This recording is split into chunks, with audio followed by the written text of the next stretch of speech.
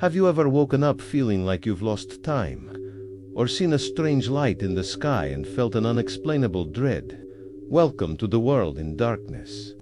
Tonight, we journey into one of the most chilling and personal mysteries of our time: alien abduction. Imagine driving down a quiet road at night. Suddenly, a brilliant light fills the sky, hovering silently above you. Your car engine dies. A strange force paralyzes you, lifting you from your seat, through the roof of your car, and into an otherworldly vessel. This isn't the plot of a science fiction movie. It's the terrifying reality described by thousands of people worldwide.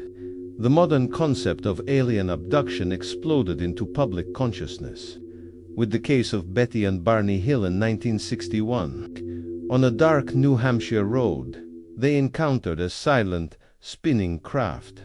What followed was a period of missing time, 2 hours they couldn't account for. Under hypnosis, a horrifying story emerged. They were taken aboard the craft by small, humanoid beings with large, captivating eyes. They described being subjected to physical examinations on cold, metallic tables before being returned to their car with fragmented memories of the ordeal. The Hills' story opened the floodgates, and suddenly, they weren't alone. Countless others began to come forward with disturbingly similar tales. Throughout the 60s and 70s, the phenomenon grew. There was the case of police officer Herbert Schirmer, who in 1967 claimed he was taken aboard a ship and given telepathic messages. Then, in 1975, came one of the most famous cases of all, Travis Walton. A logger in Arizona, Walton vanished for 5 days in front of his entire crew after being struck by a beam of light from a UFO. He reappeared, disoriented and terrified, recounting a story of being on a spaceship surrounded by both tall beings and the now iconic Greys. His harrowing experience was so compelling it inspired the movie Fire in the Sky. It was during this era that the image of the gray alien small body, large head, and huge, black, almond-shaped eyes became cemented in our collective nightmare. The 1980s and 90s were the golden age of abduction stories. Researchers like Bud Hopkins and Harvard psychiatrist John Mack dedicated their careers to studying this phenomenon. They interviewed hundreds of alleged abductees, using hypnosis to unlock what they believed were repressed memories. Through their work, a standard abduction narrative began to form. It often starts with the victim feeling paralyzed, unable to move or scream. They are then floated through walls or windows into a waiting craft. Inside, they encounter non-human beings who communicate not with words, but telepathically, sending thoughts directly into their minds. What happens next is often the most traumatic part of the experience: the medical examination. People describe being laid on tables while the beings scan their bodies with strange instruments. Many report having samples taken: skin, hair, sometimes more invasive procedures. Some even claim small, metallic objects or implants were placed inside their bodies. The messages they receive can range from cryptic warnings about the future of humanity and the planet's health, to confusing explanations about genetic experiments. And then, just as suddenly as it began, it's over. The person finds themselves back where they started, often in their bed or car, with hours of time completely unaccounted for.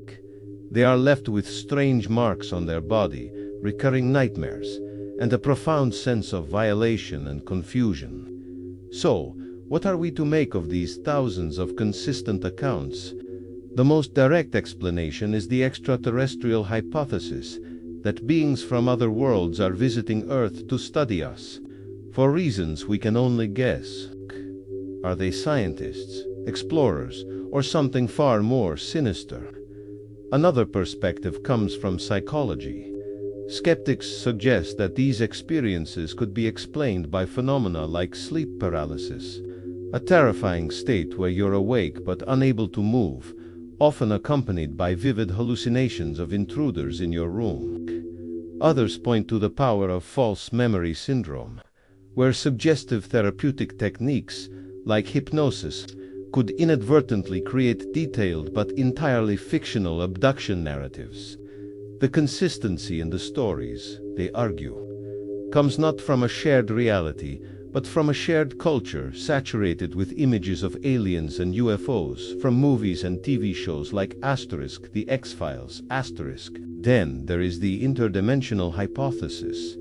This theory proposes that these beings aren't from other planets in our universe, but from another reality or dimension that coexists with our own. They can phase in and out of our world, which would explain their ability to pass through solid objects and appear and disappear at will. This idea blurs the line between science fiction, quantum physics, and ancient folklore, which is filled with stories of trickster spirits and beings from other realms interacting with humanity. Regardless of the explanation, the impact of the abduction phenomenon on our culture is undeniable. It has shaped our vision of what lies beyond our world and has given a face to our fear of the unknown.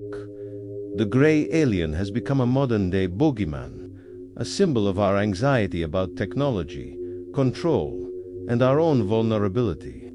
The stories of abductees are complex, blending intense personal trauma with a deep cultural narrative. Whether these experiences are physical events or intricate manifestations of the human mind, they represent one of the most profound and unsettling mysteries of the modern age. They force us to ask a terrifying question: are we truly alone, or are we simply property? Thank you for joining us on this journey into the unknown here at The World in Darkness. If you found this exploration chilling, be sure to like, subscribe, and hit the notification bell so you don't miss our next descent into the dark. Until next time, stay vigilant and don't forget to look up. You never know what might be looking back.